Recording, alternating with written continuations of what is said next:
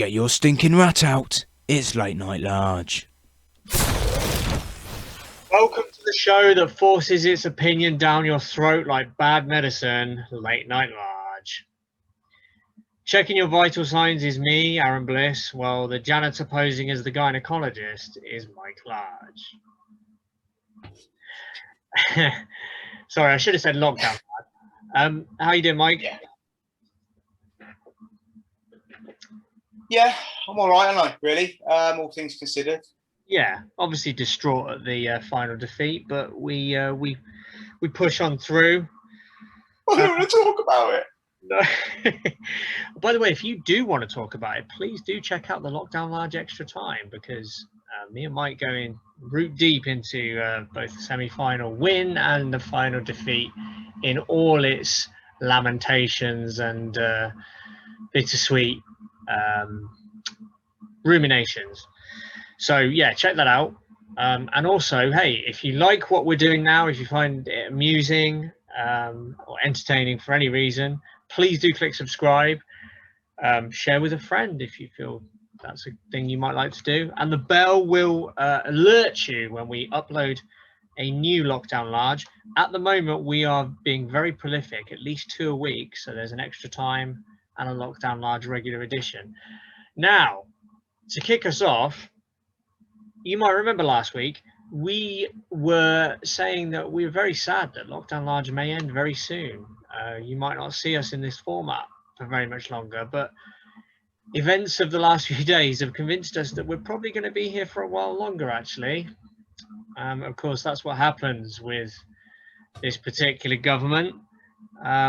We've got lots of stuff to get through tonight, and we're going to be very quick, and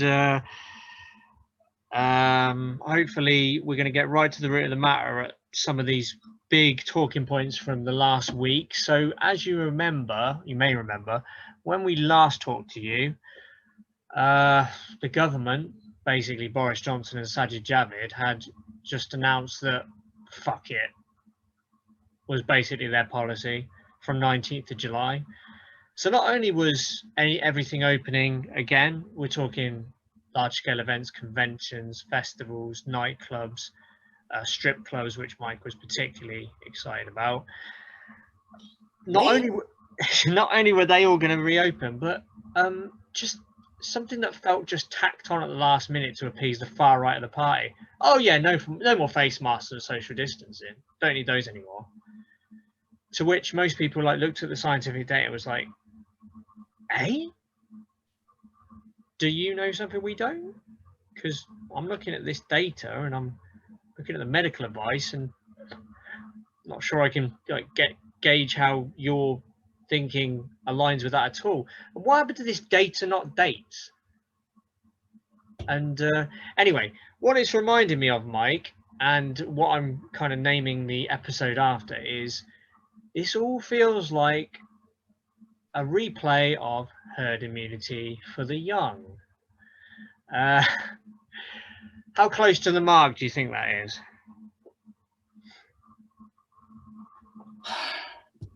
Yeah. Well, it's hard to argue with it. I mean, it is, they're not that hard to see through, are they? No. Government of ours.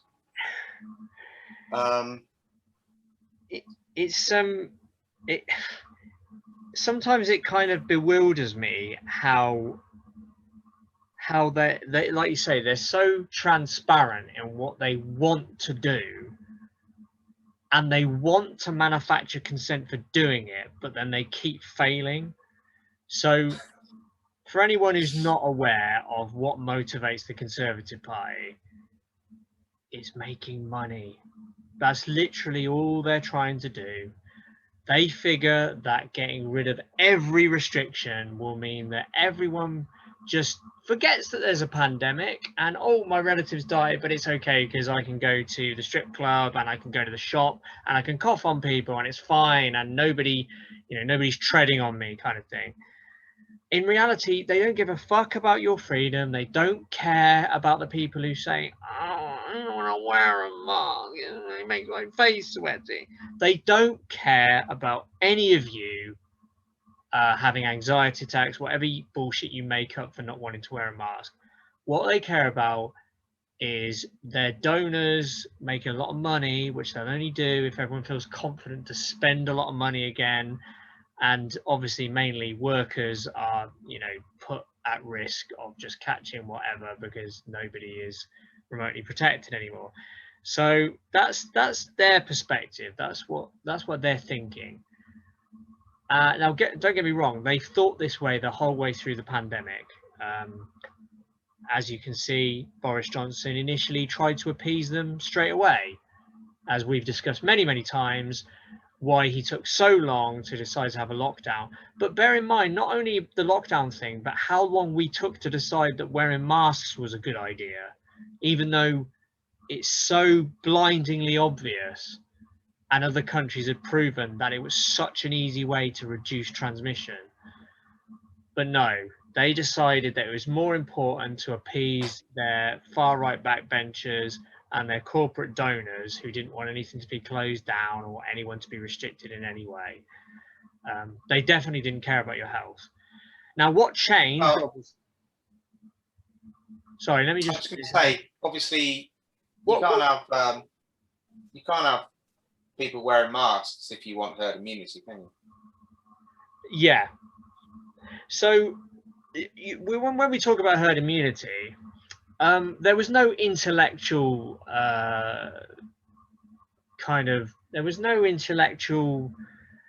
spark that caused this whole, yeah, herd immunity is definitely the right way to go. I believe in herd immunity. Herd immunity was basically just they needed some kind of intellectual backing for not doing anything. That's what herd immunity was. It was basically Boris Johnson saying what he wanted to believe, which is we can just carry on like normal. So that's where herd immunity came from. That's why they supported it. And then they try and tell us that they never supported it. And Dominic Cummings reminded everyone that it actually was literally in government documentation on the government website. They removed it relatively quickly so people wouldn't remember. But they forget that people do take screenshots and archives of web pages, so people do remember this. It's literally in writing. So they supported herd immunity. The only thing that changed their mind was the medical professionals who told them that this could lead to potentially, in a worst case scenario, up to 500,000 people dying. And then they thought, they didn't think, oh, that's terrible that this many families would be bereaved. It was more like, oh, people aren't going to fall for us telling them that things are okay then. They're going to be quite angry. We better do something, otherwise we won't be popular anymore. So that's why they changed their tune. And that's why it seems like they've been making up as they go along. That's why Boris Johnson keeps taking so long to do anything, because the bottom line is he doesn't want to do anything. He's a terrible leader. He has it in his head what he wants to happen, and then he tries to rearrange the facts to fit what he wants to happen. Quite Trumpian, I guess, in a way. So we've basically just reverted back to that. Sajid Javid has already proven that he's not remotely interested in actually preserving public health. He's potentially just acting as the conduit to the far right backbenchers. He's just deciding that the best thing for people's health is to just let everyone do whatever they want and see where the dominoes fall. And you know, the last week we've had many medical professionals, unions, doctors' bodies, representative bodies say this is effectively lunacy. Other countries have said this is reckless and irresponsible, that you're using the young of your population as guinea pigs. It's like effectively creating a petri dish for potential variants. Because it was explained to us how this would create variants, which is because we're so impatient, rather than waiting for at least 80 or 85% of us to be double vaccinated, which would have been like actual official, according to doctors, effective herd immunity. What they've decided to do is leave large swathes. You know, we've had, I think it's up to nearly 53% have been completely vaccinated. That's still just under half the population have only been partially or not vaccinated at all. What that means is, if the unvaccinated are catching it and spreading it, and then maybe they pass it on to the partially vaccinated, that could create a variant, because the variant would be because it would penetrate, because they're only partially vaccinated, and would learn from the vaccination how to get through the defenses. So effectively, unless you're, like I say, 80 or 85% are fully vaccinated, it just gives much more of an opportunity for a variant to emerge. And from there, we would effectively then import it to the rest of the world, which is why the rest of the world have seen fit, including the World Health Organization, I believe, and say, what the fuck do you think you're doing? Anything to add, Mike? Am I understanding the situation correctly there? As far as I understand it, no. No, you seem to have, I guess, hit the nail on the head. I mean, I do think that I don't know. I am caught in two minds as to what's best anymore. I mean, I liked as much as I love to. No, actually, no, I don't. You love to criticise the government, but as much as I love to point out stupidity and my hatred for it, and it just happens that is we've been able to intertwine those passions as they've worked together quite nicely over the past kind of golden age, really, yeah, for later. Yeah. But I don't know if, and I just don't know anymore. You know, are we just jumping the gun, and it's all just because if we are, I mean, how stupid are we? How stupid are we to go through what we've been through, and to maybe just, again, as we discussed on Extra Time, if you haven't listened to it yet, sort yourself out. Are we doing the typical English thing of just shooting our load too soon? You know, are we just that excited to be at the party that we're just spaffing everywhere, and actually it's going to come back to haunt us? You know, if we get a load of new variants out the back of it, you know, where it's not, well, yeah, you could have waited 5 weeks. I'm ballparking that figure, I don't know. To get an acceptable level of your population fully vaccinated, to, you know, as you say, which would effectively be then, you know, herd immunity, and when we've been for so long. But then, you know, there is you have to fucking draw a line somewhere. But then again, you know, you counterbalance that with, well, yes, you do have to draw a line somewhere, but why, after being through everything you've been through, are you drawing it here? You know, is everything we've done and everything we've been through not more reason to take real careful consideration of where you draw that line? I agree there has to be one.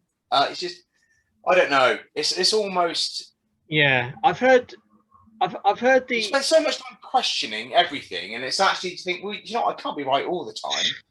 And it's like, well, yeah, that is, yeah. I don't even know what is right anymore. That is a thought. Okay, to counter that, Mike, I have heard apparently, and I'm not sure this is officially from the government advisors like Chris Whitty or JBT. I think some medical advisors did say to the government, you might as well do it now in the summertime. The idea being that it would circulate during the months when most people are outdoors, in the hope that will have all kind of blown over by the time the autumn comes and people start going indoors, so we don't have a catastrophic winter. So that was one reason given for it. So I'll just throw that out there. But Makes sense. just to give you, it does make a little bit of sense, yeah. But just to give you an idea, right, of how stupid the complacency from this government is. And I know I keep saying it every week, but I'm just going to say it again. We would not be anywhere near in such a concerning space if it wasn't for Johnson allowing the Delta variant into the country. That is what has created most of this problem. Now, the current status, Mike, suggests we're getting around 36,000 confirmed cases a week at the moment. And the medical advisors are suggesting that that will relatively quickly rise to 100,000 cases a week. Now, those seem like very worrying figures. And we should say again, although we know that young people are far less likely to die, for any of those knuckle draggers out there going, why am I wearing a mask when I have a 99% survival rate? I'm not scared of it. Have you fucking heard of long COVID? Like, long COVID is a serious problem. It's affecting more and more people, particularly the young. And I hope it affects you. I really do. If you're saying, like, why do I have to wear a mask? I fucking hope you get long COVID then. We don't know exactly how long COVID does last. Some people have had it for a year or more. It's debilitating. If you're a young person, you know, I've read about athletic young people who are, you know, at times are bedridden. They can't work. They're fatigued all the time. They get brain fog and memory problems. That's not like, they've got a heavy cold for a few weeks. That's serious illness. So, you know, stop the bullshit about they're not going to die, so I don't care, and it doesn't matter. It's just because you want to do everything the way you used to do things doesn't mean you can't just give a shit, not give a shit about anyone else and forget anything that contradicts that thought process. So we're rising, Mike, potentially to 100,000 cases a week. I've heard some speculations. I mean, I'm not going to be, you know, the doom prophet as I normally am, but some people say it, and you have to say it's a strong possibility that we'll have another lockdown in the winter at this rate. What do you think? Do you think that's just crying wolf? I don't know. I think, to be honest, the reason I've not really considered that as something that might happen as much is because I just really don't want to. I think that's what it is. Yeah. I think I'm just desperate for anything like that to not even be a possibility, that I don't actually want to consider the fact it might be. Yeah, I think. No, I was just going to say, I think you're possibly on the same page as me with climate change. You know, I'm reading that the EU and the UN are drawing up these plans to cut emissions tenfold, which will effectively save us from the worst aspects of climate change. But maybe I'm just clinging to hope, because if that doesn't happen, you know, we're going to see a future that's going to be like hell on earth at times, and for particular regions of the planet, I mean, they're going to become uninhabitable for human beings. That's where we're heading. So I get what you're saying. It's good to, because you don't, otherwise you end up falling down a rabbit hole of negativity, and that gets you into a doom spiral. And it's a struggle to function if all you're thinking about is another lockdown's coming and the planet's fucked. There's no future for any of us. So you do cling to hope. And to be fair, it's just speculation at the minute. I don't think there's strong backing from medical advisors saying, "Oh yeah, it looks like we need to have a lockdown in winter." But it's a possibility, because we don't really know how how this massive spike in cases is going to affect things because they're young, and we don't know how much long COVID is going to affect, change the rules of the game. Or so, I mean, that's, yeah, we're kind of it will depend on if we get any kind of concerning variants yes, over the next few months. That's the big what thing. It will depend on, because over the next couple of months we will reach an acceptable level of vaccinations. Yes, thanks to the NHS, we will reach an acceptable level of vaccination. So it's just, before we get to that point, will there be any concerning variants emerge? If so, strong possibility of serious repercussions when we get to the winter months, into autumn, winter months. And if not, then perhaps we've dodged a bullet. But do you feel like we're kind of sailing blind though, basically? We've effectively. Well, we have been the whole time, haven't we? Yeah, good point. So you're right. Basically, what we're saying is, me and Mike, even our speculations, they've got no basis at the moment. They're just possibilities. But the bottom line is, and what the World Health Organization has basically suggested, is that we are setting up a variant paradise. Like, we're rolling the dice, effectively. There may be a small chance that no variants of concern emerge, or they emerge and it's clear that they still won't beat complete vaccinated people. That's great. But we are raising the stakes to make it a lot more likely that the conditions for these variants to emerge can come about. So that's what we're saying. And I think what we need to know is exactly how much more likely. Can we put a figure on it? Have we got a percentage? So, if we say we waited until we had 85% fully vaccinated, and then we open the doors and let loose, what would be the percentage of us getting a new variant, or likelihood? Because obviously it's all estimates, but we're not the ones qualified to make those estimates. What would be the percentage of a new and dangerous, shit-stirring, fucking bullshit, cunty variant emerging at that point, versus how much more likely we're making it? I'd like to have a figure, a number to kind of to look at almost. Yeah, I see what you're saying. I'm not sure. I guess then that calculation that must have been done. Someone's worked that out. Obviously, it's all estimates, but someone far more qualified than either of us would have made that. Yeah, of course they would have. It's just whether they, the government's not going to release that, though, are they? They're not going to release. Yeah, that. Well, this is the thing. This is the thing, isn't it? Yeah, this is the problem. Yeah, I see what you're saying. So we almost need, like, World Health Organization will be looking at things like that, surely. Yeah, 100% they will be looking at things like that, and they would have probably worked out how much more likely we are to fuck ourselves over, and then by proxy fuck everyone else over. So they would have looked at, and they might have these kind of figures, and hopefully they're throwing them at Bojo and his cronies. You're right, they'll never release them, but we don't need our government to release them if those figures have come from elsewhere. Hopefully we can, who knows?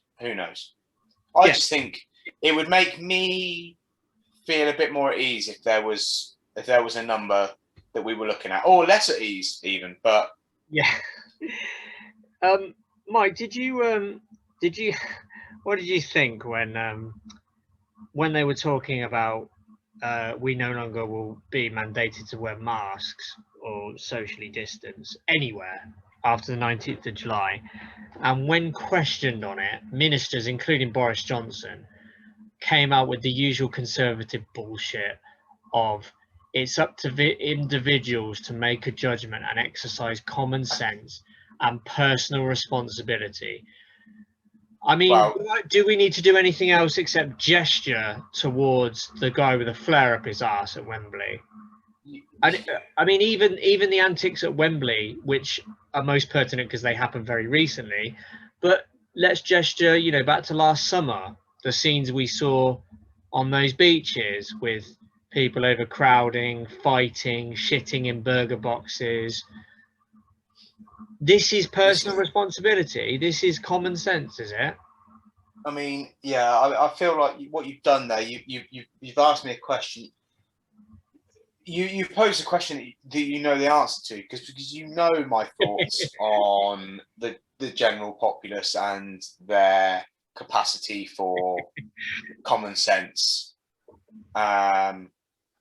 It's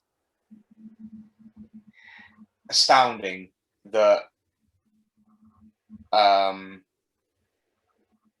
government, particularly our government right now, who do nothing but look down their noses at the general Joe public, people like you and I, even, and nothing but look down their nose, that can then turn around with a straight face and say, yeah, these people of whom we think very little of, no, we completely trust them to use their own sense and their common sense. It's down to the common sense of the good people of England. And no. First of all, shut the fuck up, because you think just as little of them as I do, and you know, how can you? It's just, I don't know. It's just so fake and so, yeah. It's just bullshit, isn't it? And everybody knows that it is. Everybody, including other Tories, but you know, it becomes accepted. Yeah, I know what you mean. I know what you mean. They're lying. We know they're lying. They know we know they're lying, but we just kind of go, yeah, sounds about right. What the fuck can you do? But the other thing, Mike, is so a couple of things that, you know, Sajid Javid said and other ministers are now saying as the party line.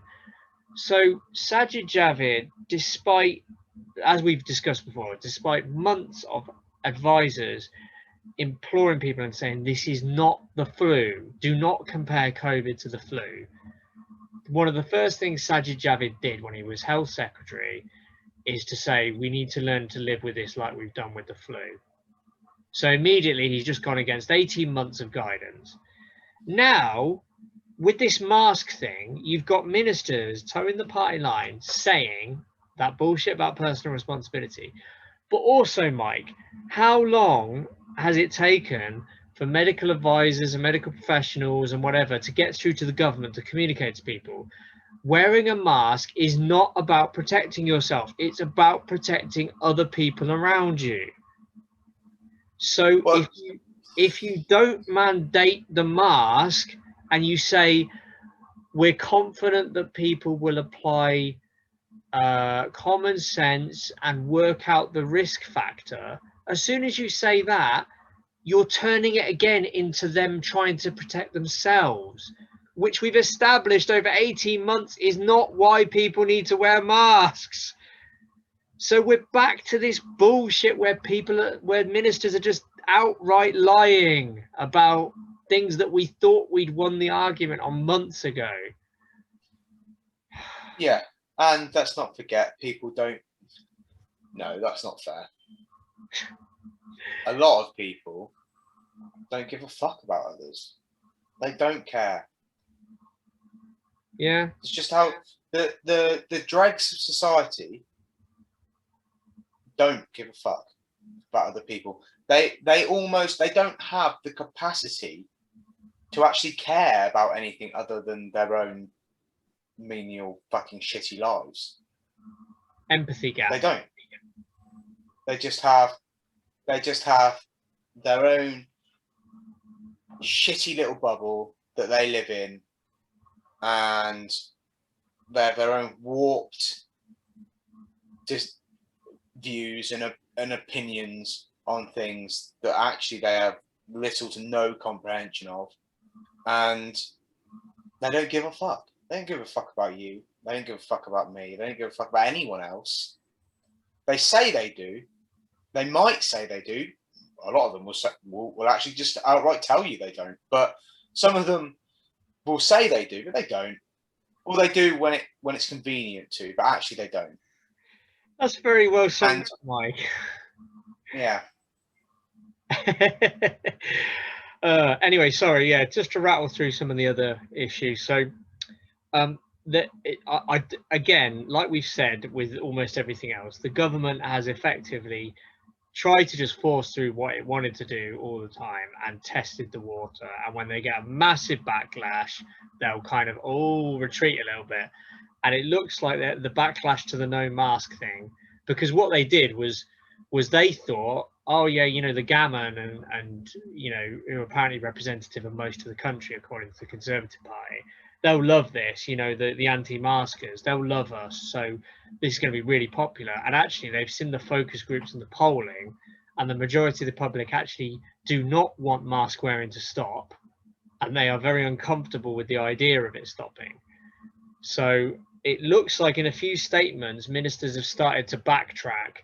Now don't get me wrong, they've not admitted they're wrong, but they're saying things like, oh, we would expect people to wear masks in circumstances where they're on public transport or in crowded areas, which is a step back from where they used to be, which is we'd expect people to exercise personal risk and responsibility and common sense. So they're starting to walk back. TEFL, Transport for London, have announced that they will still mandate masks on public transport. So that's another like punch in the nose for the government idea of just unleashing everyone. And I mean, that was about it in terms of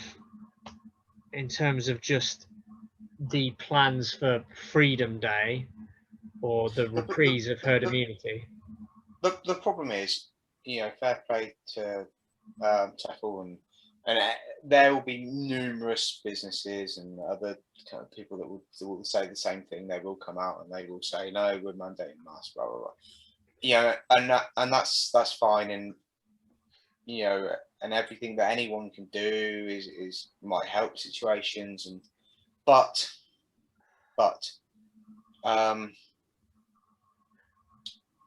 even you open nightclubs and things like that. As much as it's not gonna matter. It's not gonna make a difference. I don't think. And well, not that it won't make a difference, but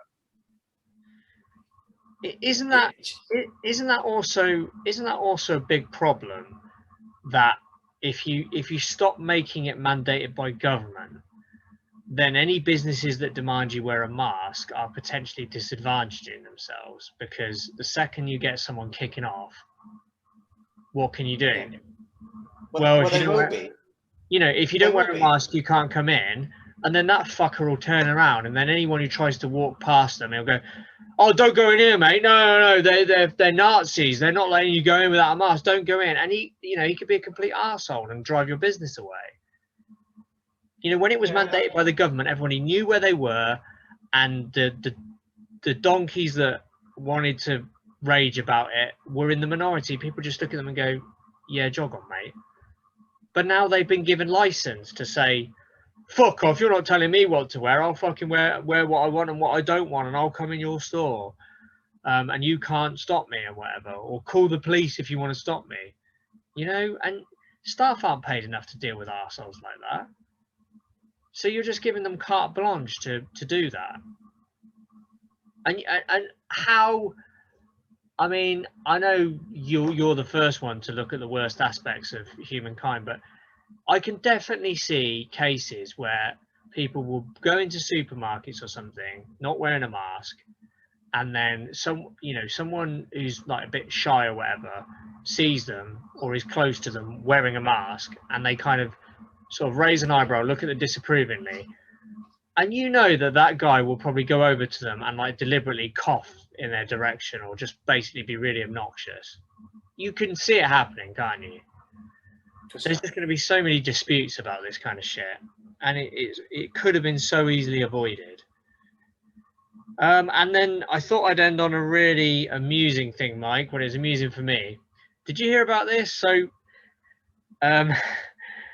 obviously, there's been a bit of a backlash because Boris Johnson and Priti Patel, as we all know, were trying to really stoke the culture war by saying that they basically agreed with fans booing taking the knee. You know, they refused to condemn it, all this kind of bollocks.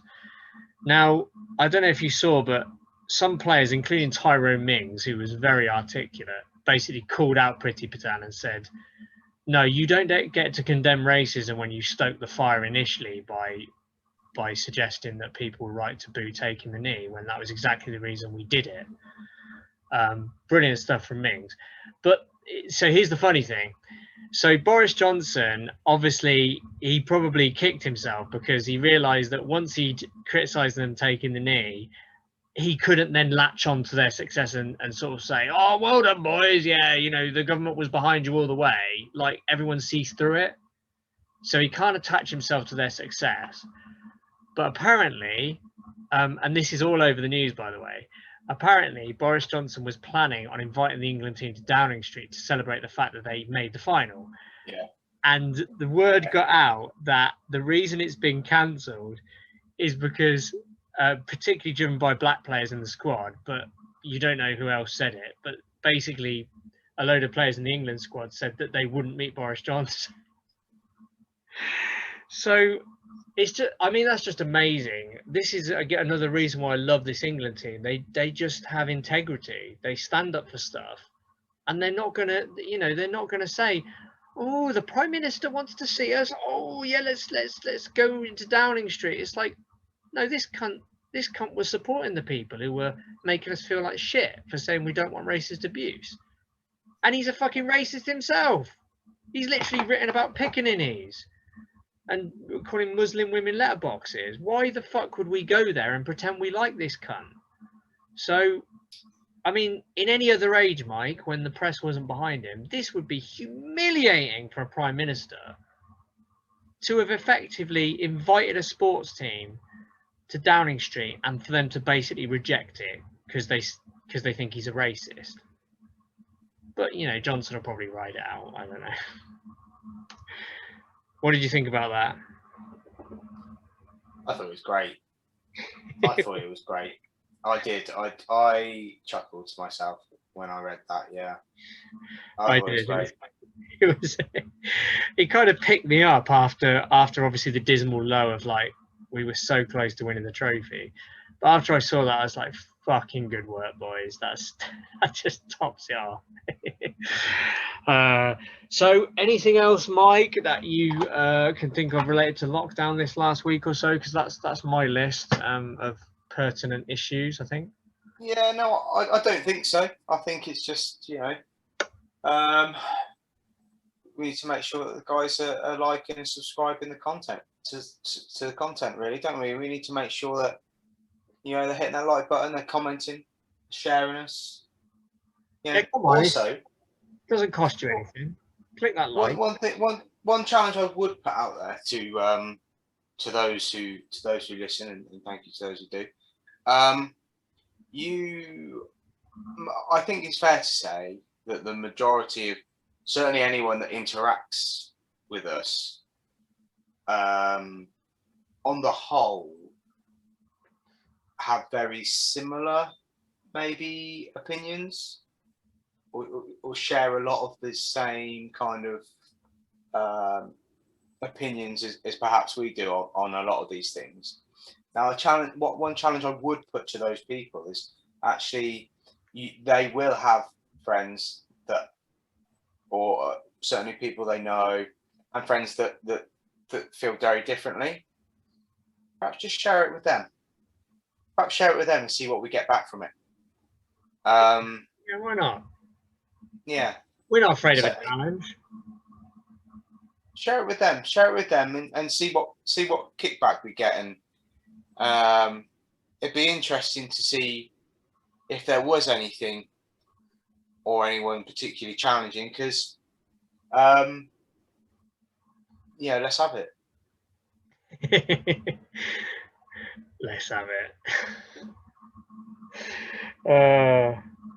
Okay. Yeah. No, that sounds good. So yeah, like, subscribe, share, and yeah, this has been Lockdown Large saying, yeah, if you could just unzip and leave your clothes on a pile there, hop up on the table, and we'll give you your dental exam.